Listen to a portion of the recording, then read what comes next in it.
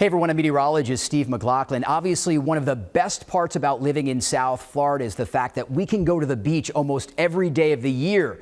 But the beach can be a very dangerous place when we have rip currents. In fact, you may have heard of the ex-NFL player that died along the Gulf Coast in rip currents. And as tragic as that is, I think it's so important because if an ex-NFL player can die in rip currents, then all of us are vulnerable. Couple of things to point out about rip currents. Number one, they don't go on forever. It's not going to take you all the way to the Bahamas. They actually don't last very long. But what's most important about rip currents is that what kills most people is that they panic or they try to swim against this rip current and they tire themselves out, and that's how people end up getting in trouble. So we wanted to take a look at how we get rip currents, and it starts with a persistent onshore flow. So here in South Florida, it's several days in a row with an easterly wind. All that water gets pushed in toward the shoreline. It has nowhere to go but back out. That channel, that's the rip current.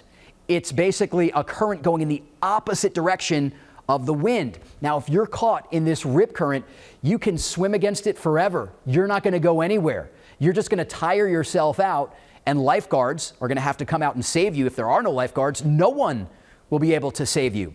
So here's what to do. Relax.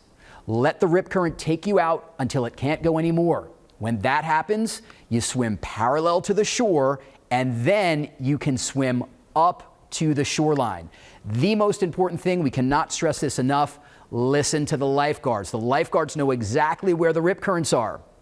They'll keep you safe if you listen to them. If you do not see a lifeguard, even when we don't have rip currents, you shouldn't be going into the ocean, but especially if there are rip currents and there are no lifeguards, please, please, please do not go into the water.